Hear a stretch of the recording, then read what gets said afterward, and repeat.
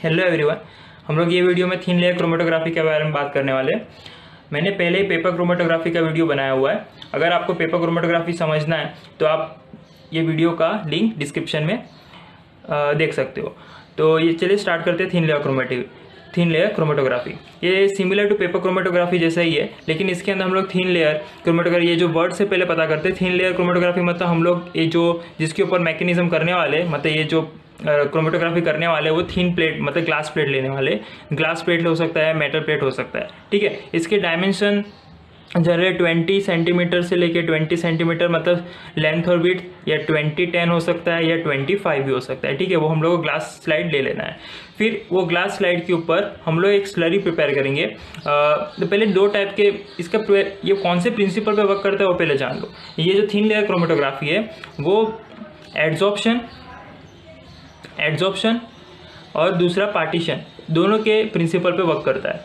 ज़्यादातर एड्जॉर्प्शन के अंदर क्या होगा कि जो हम लोग का क्रोमेटोग्राफी होगा वो सॉलिड इन लिक्विड होगा, मतलब सॉलिड लिक्विड होगा, और ये लिक्विड क्रोमेटोग्राफी इसको बोलेंगे, लिक्विड क्रोमेटोग्राफी, ठीक है। या दोनों प्रिंसिपल पे भी वर्क कर सकता है। तो मैं आज एब्जॉर्प्शन क्रोमेटोग्राफी के बारे में बात करने वाला हूँ, क्योंकि हम लोग सॉलिड इन लिक्विड के बारे में आज मैं बताने वाला हूँ। तो अभी इसके अंदर हम लोग सॉलिड जो लेने वाले, सॉलिड है हम लोग का स्टेशनरी फेज होगा, और लिक्विड होगा वो हम लोग का मोबाइल फेज होगा। ये होगा स्टेशनरी फेज, ये होगा मोबाइल फेज, ठीक है।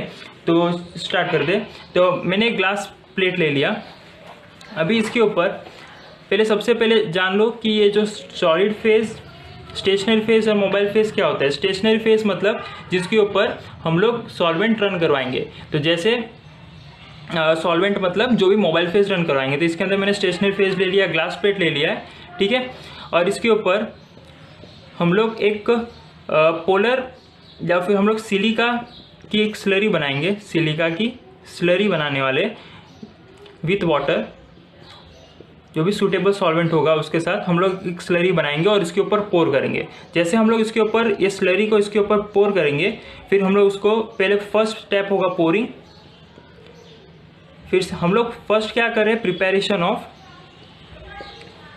Of stationery face.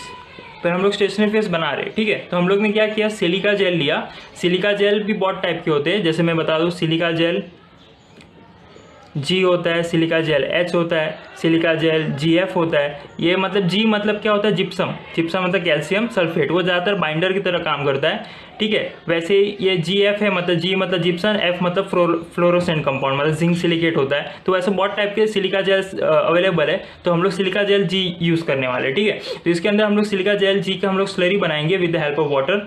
फिर उसको हम लोग क्या करेंगे, वो प्लेट जो स्लरी बनाए हम लोग इसके ऊपर पोर कर देंगे। किसके ऊपर, ग्लास प्लेट के ऊपर, ठीक है। जैसे ग्लास प्लेट के ऊपर हम लोग ने फर्स्ट पोर किया, बाद में उसको हम लोग सेकंड स्टेप होगा उसको स्प्रेड करना। इसको अभी स्प्रेड करेंगे, स्प्रेड हम लोग क्या करना है, हाथ से ही हम लोग उसको इवनली डिस्ट्रीब्यूट कर देंगे। और जो स्प्रेडिंग होगा वो ज़्यादा एकदम थिन लेयर होना चाहिए। बहुत ज़्यादा अगर मोटा हुआ या थिक हुआ तो वो ज़्यादा अच्छे से हम लोग को सेपरेशन नहीं दे पाएगा, ठीक है। और हम लोग को पता है क्रोमेटोग्राफी का मेन प्रिंसिपल क्या रहता है। क्रोमेटोग्राफी का मतलब क्या होता है, बेस्ड ऑन सेपरेशन टेक्निक, एक टाइप का सेपरेशन करेगा। तो अगर कंपोनेंट को अच्छे से सेपरेट नहीं कर पाएगा तो फिर इसका ये थिन लेयर क्रोमेटोग्राफी ज़्यादा यूज़ नहीं हो पाएगा। इसीलिए हम लोग क्या करेंगे कि इसको एकदम थिन लेयर में इसको डिस्ट्रीब्यूट करेंगे, ज़्यादा थिक नहीं होना चाहिए। और जो भी हम लोग इवनली ये स्प्रेड हो जाएगा प्लेट के ऊपर, जो हम लोग ने सिलिका जेल डाला है वो ज़्यादातर कितना होना चाहिए, 2 mm थिक होना चाहिए। 2 mm अगर हम लोग लैब में प्रिपेयर कर रहे हैं, डायरेक्ट हम लोग ग्लास स्लाइड बना रहे तो 2 mm होना चाहिए। अगर एनालिटिकल मेथड होगा, अगर पहले से प्रिपेयर हुआ होता है तो 150 माइक्रोमीटर तब वो थिन लेयर होता है, ठीक है। जैसे हम लोग ने इसके ऊपर स्लरी डाल दिया, जैसे स्प्रेड हो गया इवनली, फिर इसको हम लोग क्या करेंगे, 10 से लेके 15 मिनट्स तक उसको एयर ड्राई होने देंगे। जैसे 10 से 15 मिनट्स तक हम लोग एयर ड्राई होने देंगे। फिर उसको हम लोग क्या करेंगे, ओवन के अंदर रख देंगे। ओवन के अंदर हम लोग उसको 110 डिग्री सेल्सियस 30 मिनट्स तक रखेंगे। तो वो उससे वो क्या हो जाएगा, एक्टिवेट हो जाएगा। तो ग्लास सिलिका जो हम लोग ने सिलिका जेल लिया था वो क्या हो जाएगा, एक्टिवेट हो जाएगा। सिलिका का स्ट्रक्चर ऐसा कैसा होता है, SiO ठीक है, 3 ऑक्सीजन होगा, सिलिका जेल की बात कर रहा हूँ। अगर हम लोग इसके अंदर क्या मिलाए थे स्लरी बनाने के लिए, वाटर मिला दिए थे, तो इधर ऊपर आ जाएगा OH। वैसे मतलब ये सब बॉन्ड बना दे जाएगा CiO, और ये पूरा ऐसा स्ट्रक्चर ये पूरा ग्लास प्लेट पे आ जाएगा। ठीक है, हम लोग ने स्लरी बनाया, मतलब मैं ऐसा केमिकल मैं बता रहा हूँ केमिस्ट्री के हिसाब से कि वो इसका स्ट्रक्चर कैसा होगा। ठीक है, जैसे हम लोग ने ओवन में रख दिया 30 मिनट्स तक, तो फिर हम लोग का प्रिपरेशन ऑफ स्टेशनरी पे हम लोग ने स्टेशनरी फेस बना दिया। ठीक है, अभी नेक्स्ट स्टेप है हम लोग का कि मोबाइल फेस प्रिपेयर करना है। ठीक है, और सैंपल प्रिपेयर करना है। अभी सैंपल जो हम लोग सेपरेट करने वाले, वो सैंपल के अंदर वो सैंपल को हम लोग सूटेबल मोबाइल फेस या सूटेबल ऑर्गेनिक सॉल्वेंट में डिसॉल्व करेंगे, जिसके अंदर वो डिसॉल्व हो पाए। ठीक है, नेक्स्ट है स्टेशनरी फेस प्रिपेयर कर लिया। अभी हम लोग प्रिपेयर करेंगे क्या, मोबाइल फेस। अभी मोबाइल फेस प्रिपेयर करने के लिए मोबाइल फेस भी हम लोग हाइड्रोफिलिक होता है या हाइड्रोफोबिक होता है। पहले 2 टाइप की क्रोमेटोग्राफी आती है, वो पहले समझ लो। पहला होता है एक नॉर्मल क्रोमेटोग्राफी हम लोग बोलते हैं, और दूसरा होता है रिवर्स क्रोमेटोग्राफी। नॉर्मल क्रोमेटोग्राफी और रिवर्स क्रोमेटोग्राफी। नॉर्मल क्रोमेटोग्राफी के अंदर क्या होता है, जो स्टेशनरी फेज होता है वो पोलर होता है, और जो मोबाइल फेज होता है वो नॉन पोलर होता है। ये होता है नॉन पोलर। जो मैं अभी ये बता रहा हूँ सिलिका, वो सिलिका क्या है, पोलर इन नेचर है। ठीक है, तो हम लोग जो अभी ये क्रोमेटोग्राफी थीन लिया क्रोमेटो में नॉर्मल वाला बता रहा हूँ।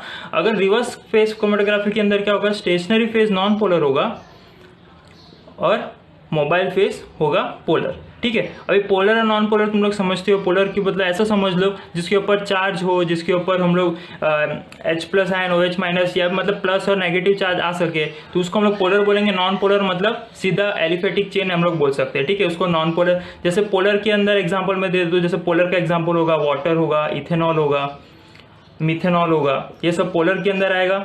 एसिटिक एसिड होगा, ग्लेशियल एसिटिक आएगा, ग्लेशियल एसिटिक एसिड। और नॉन पोलर का एग्जाम्पल बहुत सारे, जैसे बेंजीन हुआ, बेंजीन, ईथर, साइक्लोहेक्सेन, और भी बहुत सारे होते हैं, डाइमिथाइल ईथर। तो ये सब किस में आ जाएंगे, नॉन पोलर के अंदर। तो हम लोग अभी बात करने वाले नॉर्मल फेस क्रोमेटोग्राफी के अंदर, तो इसके अंदर हम लोग स्टेशनरी फेस पोलर, या जो सिलिका हम लोग का पोलर है, पोलर इन नेचर है। मोबाइल फेस हम लोग नॉन पोलर लेने वाले। ठीक है, अभी नॉन पोलर जो हम लोग मोबाइल फेस लेना है, इसके अंदर हम लोग दोनों अकेले इंडिविजुअल भी ले सकते हैं, या फिर इसका हम लोग कॉम्बिनेशन भी ले सकते हैं, बेंजीन और ईथर। हम लोग को बेस्ड हम लोग सेपरेट करना है, तो कैसे सेपरेट होता है, पहले जैसे हम लोग अगर बेंजीन और ईथर का मिक्सचर ले लिया, बेंजीन और ईथर, या साइक्लोहेक्सेन और ग्लेशियल एसिटिक एसिड, या फिर साइक्लोहेक्सेन का मिक्सचर ले लिया। ठीक है, तो इससे मतलब सेपरेशन कैसे भी करके हम लोग को सॉलिड फेज जो भी हम लोग का सैंपल होगा उसको इसके साथ डिसॉल्व होना चाहिए, तो ही वो जल्दी से सेपरेट हो पाएगा। अभी वो मैकेनिज्म कैसा वर्क करते हैं हम लोग को पता चल गया। प्रिपरेशन हमने सैंपल स्टेशनरी फेस बना दिया, प्रिपरेशन ऑफ मोबाइल फेस बना दिया। ठीक है, अभी सैंपल हम लोग को जो भी है उसको सूटेबल मोबाइल फेस में उसको डिसॉल्व कर देना है, उसको अप्लाई करना है। अभी वो वर्क कैसे करता है, वो इसका हम लोग देख लेते हैं मैकेनिज्म, वो वर्क कैसे करता है। हम लोग ने स्टेशनरी फेस बना दिया है, इसके ऊपर हम लोग ने सिलिका जेल जी से हम लोग पोर करके थिन लेयर में आ गया है। ठीक है, अभी हम लोग क्या करने वाले, इधर से 2 सेंटीमीटर अबव एक लाइन ड्रॉ करेंगे पेंसिल से। फिर हम लोग ये हम लोग का स्टेशनरी फेस है, फिर सिलिका। ठीक है, और भी हम लोग स्टेशनरी फेस यूज़ करते हैं, जैसे मैंने इसके अंदर सिलिका ले लिया है, वैसे ही हम लोग एल्यूमिना ले सकते हैं। ठीक है, एल्यूमिनियम ऑक्साइड ले सकते हैं, मैग्नीशियम ऑक्साइड ले सकते हैं।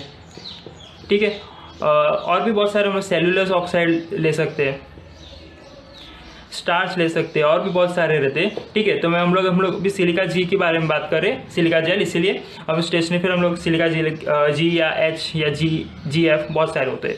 तो इसके अंदर हम लोग क्या करेंगे, जैसे स्टेशनरी पे प्रिपेयर हो गया, हम लोग ऊपर से 2 सेंटीमीटर का इधर से लाइन ड्रॉ करेंगे पेंसिल से, और हम लोग को जो भी सैंपल को एनालाइज करना, मतलब उसको कंपोनेंट को सेपरेट करना है, वो सैंपल को सूटेबल सॉल्वेंट के अंदर डिसॉल्व कर लेंगे। ठीक है, वो सूटेबल सॉल्वेंट के अंदर डिसॉल्व कर दिया, फिर हम लोग उसको कैपिलरी की मदद से, कैपिलरी थिन लेयर कैपिलरी होगा, उसकी मदद से हम लोग उसको ऊपर स्पॉट रखेंगे। तो इसके ऊपर हम लोग लाइन के ऊपर इधर 1, हम लोग को 3 स्पॉट रखना है, इधर 1 2 3। तो ये स्पॉट हम लोग ने इधर एकदम, वो भी डायमेंशन 2 से लेके 3 mm तक ही स्पॉट होना चाहिए, नहीं तो वो अच्छा रिजोल्यूशन नहीं देगा। ठीक है, जैसे हम लोग ने इसके ऊपर स्पॉट रख दिया, फिर हम लोग क्या करेंगे, उसको डिटेक्ट करेंगे, डेवलप करेंगे। तो डेवलपमेंटल चैम्बर आता है, वो चैम्बर के अंदर क्या होगा, हम लोग मोबाइल फेस से पहले सैचुरेट कर देंगे। जैसे डेवलपमेंटल चैम्बर समझ लो, ये ग्लास चैम्बर होगा, इसको अंदर हम लोग पहले क्या करेंगे, या फिर हम लोग ग्लास बीकर भी ले सकते हैं। तो ग्लास बीकर इसके अंदर डेवलपमेंट है, उसको हम लोग डेसिकेटर भी बोल सकते हैं। इसका दूसरा नाम क्या है, डेसिकेटर। तो उसको हम लोग इसका मोबाइल फेस इसके अंदर भर देंगे, फिर इसको थोड़ी देर के लिए रखे रहेंगे जब तक वो पूरा सैचुरेट ना हो जाए। तो पूरा जैसे चैम्बर सैचुरेट हो जाएगा, मतलब पूरा वॉलेटाइल, जो भी उसका नॉन पोलर लिक्विड ज़्यादा होता है वॉलेटाइल होता है, वॉलेटाइल नेचर होता है, पूरा ग्लास चैम्बर अगर सैचुरेट हो जाएगा, फिर हम लोग क्या करेंगे, ये ग्लास प्लेट को जो हम लोग ने प्रिपेयर किया हुआ है, स्पॉट रख दिया, वो उसके अंदर रख देंगे ऐसा करके। ठीक है, जैसे हम लोग ने रख दिया, और ये ध्यान रखना है कि जो हम लोग ने इधर स्पॉट रखा है वो अंदर डिजोल्व नहीं होना चाहिए, तो स्पॉट थोड़ा ऐसा ऊपर होना चाहिए। ठीक है, फिर धीरे धीरे वो mobile face against the gravity run होते जाएगा। उसके हिसाब से जो स्पॉट हम लोग ने रखा है, वो स्पॉट के अंदर अगर ये फर्स्ट स्पॉट के अंदर अगर दो कंपोनेंट है ए और बी, तो वो अपने अपने एफिनिटी के हिसाब से स्टेशनरी फेस और मोबाइल फेस के साथ वो सेपरेट होंगे। अगर इसके अंदर से ए अगर इधर ही आ गया, बी इधर आया, वो कैसे होगा, अगर मैंने ये स्टेशनरी फेज लिया है, उसके ऊपर हम लोग ने मोबाइल फेज रन करवा रहे हैं। ठीक है, तो अगर ए ज़्यादा एफिनिटी हुआ, मतलब ज़्यादा उसका अटैचमेंट अगर स्टेशनरी फेज के साथ हुआ, तो क्या होगा, अगर ए वाला कॉम्ब इसके अंदर ए और बी है, ठीक है, अगर ए वाला अगर स्टेशनरी फेज के साथ ज़्यादा अटैच हुआ तो वो धीरे से जाएगा, और बी वाला मोबाइल फेज के साथ ज़्यादा सॉल्युबल होगा, वो जल्दी जाएगा। ठीक है, तो अगर मोबाइल फेज के साथ ज़्यादा सॉल्युबल हुआ तो जल्दी एल्यूट आउट हो जाएगा, अगर मोबाइल स्टेशनरी फेज के साथ हुआ तो धीरे से एल्यूट होगा। तो उस हिसाब से अलग अलग कंपोनेंट हम लोग उसको सेपरेट कर सकते हैं। तो हम लोग कुछ नहीं करना है, मोबाइल फेज के ऊपर रन करवाएंगे, और उसके बाद हम लोग उसका RF वैल्यू कैलकुलेट कर देंगे। RF वैल्यू क्या होता है, रिटार्डेशन फैक्टर। ठीक है, अभी RF वैल्यू का मतलब क्या होता है, RF value equals to distance travel by the solute, distance travel by solute divided by distance travel by solvent, distance travel by solvent. हम लोग का सॉल्वेंट इधर तक अगर रन हुआ है, तो जो मोबाइल फेज है, मोबाइल फेज हम लोग का सॉल्वेंट अगर हम लोग का इधर तक रन हुआ, तो इधर से जहाँ से हम लोग ने मार्क किया था ये लाइन, इधर अगर हम लोग का सॉल्वेंट इधर तक रन हुआ है, ठीक है, तो इधर से लेके इधर तक का हम लोग पहले सेंटीमीटर में हम लोग पहले देख लेंगे स्केल से कि अगर ये अगर 5 सेंटीमीटर है, तो इसका मतलब क्या हुआ कि RF वैल्यू, तो RF वैल्यू इक्वल्स टू क्या हो जाएगा, हम लोग का नीचे टोटल सॉल्वेंट रन हुआ है 5 सेंटीमीटर, नीचे आ जाएगा 5। अगर हम लोग का ये ए स्पॉट रखा है, वो एक इधर आ रहा है, एक इधर आ रहा है, दो स्पॉट हम लोग को इधर मिल रहा है, तो ये पहले इधर से लेके इधर तक ए का निकाल लेंगे, तो इधर से इधर तक अगर 2 सेंटीमीटर है तो ऊपर आएगा 2, तो इससे हम लोग वैल्यू कैलकुलेट कर देंगे। अगर इसका जो भी आंसर आता है 0.3 या 5 में 0.4 जो भी हो, ठीक है, तो इसको हम लोग स्टैंडर्ड के साथ कंपेयर करेंगे, उससे पता करेंगे कि ये जो सैंपल है वो कौन सा सैंपल है। मतलब इससे हम लोग कंपोनेंट को आइडेंटिफाई कर सकते हैं कि ये RF वैल्यू आ रहा है, वो स्टैंडर्ड RF वैल्यू से हम लोग कंपेयर करेंगे। ठीक है, और RF वैल्यू हमेशा 0 से लेके 1 के बीच में ही होगा, इससे ज़्यादा नहीं हो सकती। ठीक है, वो याद रखना है आपको। फिर RF वैल्यू कैलकुलेट कर लिया हम लोग ने, क्या किया, मैंने बेसिक मैकेनिज्म बता दिया कि वो ये ज़्यादातर किस पे वर्क करता है, एड्जॉर्प्शन प्रिंसिपल पे वर्क करता है, कि जिसके साथ ज़्यादा एड्जॉर्ब होगा, मतलब स्टेशनरी फेस के साथ ज़्यादा एड्जॉर्ब हुआ अगर सैंपल, तो उसका मतलब क्या होगा, वो धीरे से एल्यूट होगा, क्योंकि स्टेशनरी फेस के साथ ज़्यादा अच्छे से वो एफिनेट हुआ है। ठीक है, तो उसके वजह से वो धीरे धीरे जाएगा, और जो अगर मोबाइल फेस के साथ ज़्यादा अगर अटैचमेंट हुआ तो वो जल्दी फटाफट एल्यूट होगा। ठीक है, तो उससे हम लोग सेपरेट कर सकते हैं। तो ये हुआ बेसिक मैकेनिज्म। हम लोग ने प्रिपरेशन कर लिया, स्टेशनरी फेस का प्रिपरेशन बता दिया, मोबाइल फेस का प्रिपरेशन बता दिया, इसका बेसिक मैकेनिज्म हो गया। अब इसका डेवलपमेंट टेक्निक कैसे है, डेवलपमेंटल चैम्बर बता दिया, तो उसकी भी एक टेक्निक होती है। तो 3-4 टेक्निक है उसकी। जैसे पहला है असेंडिंग टेक्निक, पहला है असेंडिंग टेक्निक। इसके अंदर क्या होगा, जो हम लोग जो अभी जो बताया था वही है सेम। अगर हम लोग ने इधर बीकर लिया, इसके अंदर मैंने मोबाइल फेस भर लिया है, ठीक है, मैंने क्या किया, इसके ऊपर इधर अंदर ग्लास प्लेट रख दिया है, तो ग्लास प्लेट और मैंने स्पॉट रखा है इधर, तो इसके अंदर क्या अगेंस्ट द ग्रेविटी मूव होगा, ऊपर से हम लोग को कवर कर देना है। ठीक है, अगेंस्ट द ग्रेविटी मूव, उसको हम लोग बोलेंगे ascending developmental chamber, ascending chamber. ठीक है, इसको हम लोग असेंडिंग चैम्बर बोलेंगे, क्योंकि अगेंस्ट इधर इंक्रीजिंग ऑर्डर में, मतलब नीचे अगेंस्ट द ग्रेविटी जा रहा है। दूसरा टाइप का चैम्बर होता है, उसको बोलते हैं हम लोग डिसेंडिंग चैम्बर। अभी डिसेंडिंग चैम्बर के अंदर क्या होगा, जो बीकर होगा उसके अंदर ग्लास प्लेट की हम लोग ने जो रखा है, वो मतलब जैसे हम इधर एक सॉल्वेंट होगा जहाँ पे हम लोग का मोबाइल फेस होगा, ठीक है, फिर इधर से हम लोग ने ग्लास प्लेट रखेंगे ऐसा,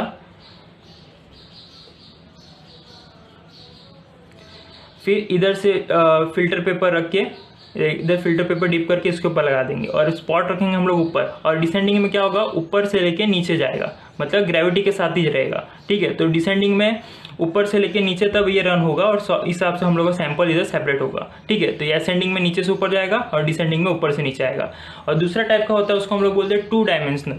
बट 2 डायमेंशनल के अंदर क्या होगा, 2 डायमेंशनल इसके अंदर भी सेम ही होगा। पहले 2 डायमेंशनल के अंदर हम लोग जो प्लेट रखेंगे, ये हम लोग ने प्लेट रखा टीएलसी का, हम लोग क्या करेंगे, पहले इधर कॉर्नर में एक स्पॉट रख देंगे, फिर वो अगेंस्ट द ग्रेविटी से मूव होगा, ठीक है। तो जैसे ऊपर सॉल्वेंट रन हुआ तो वैसे ऊपर ऊपर में सेपरेट होते जाएगा जो भी कंपोनेंट, जितने भी कंपोनेंट इसके अंदर प्रेजेंट होंगे। फिर जैसे हम लोग ने इधर रन करवा दिया, फिर हम लोग ये प्लेट को 90 डिग्री रोटेट कर देंगे और फिर 90 डिग्री रोटेट करवाने के बाद 90 डिग्री रोटेट करवाने के बाद उसको वापस दूसरे सॉल्वेंट के साथ रन करवाएंगे। बाद में हम लोग दूसरे सॉल्वेंट के साथ रन करवाएंगे। तो उसका मतलब पहले इधर से ये सैंपल में से ये 3 सेपरेट हुआ, फिर इसके अंदर से ऐसा मूव करवाएंगे। तो उसका मतलब अगर एक कंपोनेंट के अंदर भी अगर 2-3 कंपोनेंट और छुपे हुए तो ये और ज़्यादा सेपरेट हो जाएगा। तो इससे क्या हो जाएगा कि हाई रिजोल्यूशन हम लोग को मिलेगा, कि और अच्छा सेपरेशन मिल पाएगा हम लोग को। तो ये होगा हम लोग का 2 डायमेंशनल टेक्निक, ठीक है। तो और भी बहुत सारे टेक्निक होता है, हॉरिजॉन्टल टेक्निक होता है, मल्टीपल टेक्निक होता है, ठीक है। तो इससे हम लोग डिटेक्शन या डेवलपमेंटल चैम्बर ये होता है जिससे हम लोग स्पॉट को सेपरेट कर सकते हैं, ठीक है, based on stationary phase and mobile phase. अब लास्ट आता है कि उसको डिटेक्ट कैसे करेंगे। तो लास्ट पॉइंट क्या है हम लोग का, डिटेक्शन। अब डिटेक्ट करने के लिए हम लोग के पास 2 मेथड है। फर्स्ट है डिस्ट्रक्टिव मेथड या और दूसरा है नॉन डिस्ट्रक्टिव मेथड, ठीक है।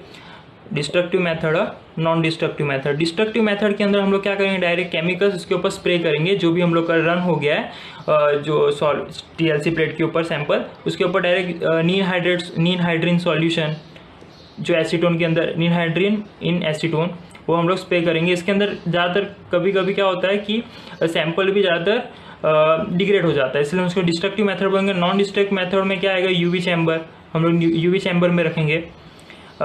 यूवी चैम्बर में से हम लोग स्पॉट डिटेक्ट करेंगे। वो ज़्यादातर किसके लिए होगा, फ्लोरोसेंट कंपाउंड के लिए होगा।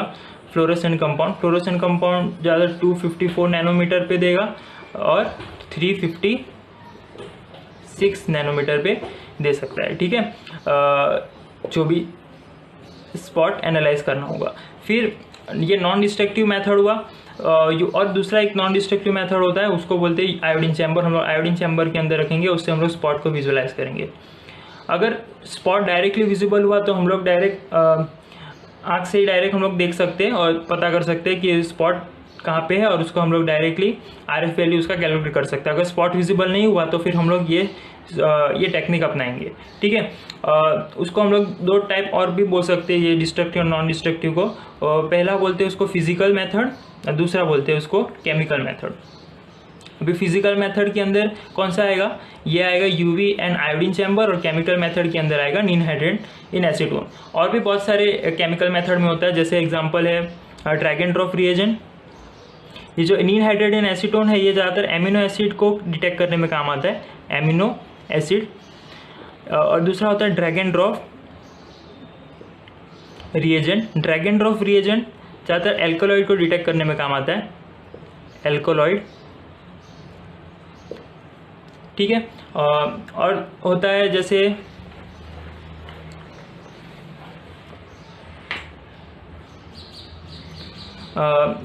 3,5 डाइनाइट्रो बेंजोइक एसिड, ये रिएजेंट होता है।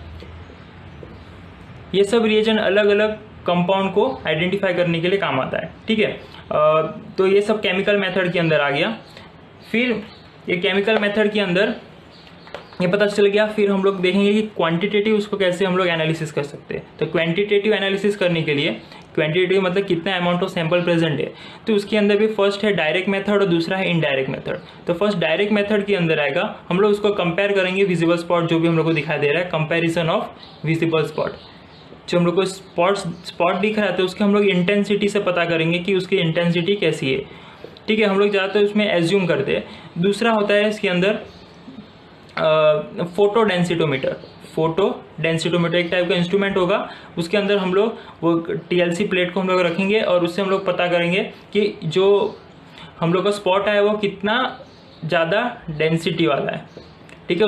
उसका डेंस हम लोग को पता करेंगे कि कितना ज़्यादा डेंसिटी का स्पॉट दे रहा है, ठीक है। तो उसको फोटो डेंसिटोमीटर से पता करेंगे। तीसरा होता है पोलरोग्राफिक और कंडक्टोमेट्री एंड इसके अंदर से हम लोग अमाउंट ऑफ सैंपल एनालाइज पता कर सकते हैं, to measure amount of sample. वैसे दूसरे से फ्लोरीमेट्री होता है, रेडियोमेट्री होता है। तो उसके अंदर रेडियो में क्या होगा कि हम लोग अगर कोई रेडियो एक्टिव सब्सटेंस होगा तो उसको डिटेक्ट कर सकते हैं बाय गैगर मुलर काउंटर, एक टाइप का इंस्ट्रूमेंट आता है। तो ये सब क्वांटिटेटिव डिटरमिनेशन है, ठीक है। ये सब किस में आएगा, डायरेक्ट मेथड के अंदर आता है। और एक दूसरा होता है, उसको बोलते हैं इनडायरेक्ट मेथड। तो इनडायरेक्ट मेथड के अंदर क्या होगा, हम लोग ने जो टीएलसी प्लेट लिया है, बनाया था, ठीक है, उसके ऊपर हम लोग को स्पॉट अलग अलग डिफरेंट पे आ गया है, ठीक है। अभी ये स्पॉट को हम लोग क्या करेंगे, इधर से कट आउट कर लेंगे, मतलब इधर से निकाल लेंगे वो जो भी सिलिका को है, और उसको हम लोग सूटेबल एक सॉल्वेंट के अंदर डिजोल्व कर देंगे, ठीक है, जिसके अंदर ये जो सैंपल है वो डिजोल्व हो जाए। जैसे हम लोग ने सैंपल इसके अंदर डिजोल्व हो गया और सिलिका जेल डिजोल्व नहीं होगा, वो इनसॉल्युबल होगा, वो नीचे बैठ जाएगा। फिर जो डिजोल्व होगा, फिर वो डिजोल्व को फिल्टर करके उसको हम लोग स्पेक्ट्रोफोटोमीटर में चेक कर सकते हैं कि उसका कंसंट्रेशन कितना है, स्पेक्ट्रोफोटोमेट्री में। या फिर हम लोग इलेक्ट्रोकेमिकल मेथड से भी आइडेंटिफाई कर सकते हैं, इलेक्ट्रोकेमिकल मेथड से भी आइडेंटिफाई करते हैं उसका कंसंट्रेशन। तो इससे हम लोग एनालाइज कर सकते हैं कि हम लोग का जो भी सैंपल है वो कितने कंसंट्रेशन का है और कौन सा सैंपल है, ठीक है। तो ये हुआ क्वांटिटेटिव मेथड। उसके बहुत सारे एप्लीकेशन है, जैसे प्योरिटी, हम लोग प्योरिटी कोई भी कंपाउंड का चेक कर सकते हैं, आइडेंटिफाई कर सकते हैं कंपाउंड का। ज़्यादातर फार्मास्यूटिकल इंडस्ट्री में यूज़ होता है, फूड एंड ड्रग इंडस्ट्री में यूज़ होता है, ठीक है। तो ये वीडियो में बस इतना ही। अगर आपको अच्छा लगा हो तो लाइक एंड सब्सक्राइब कर देना। Thank you.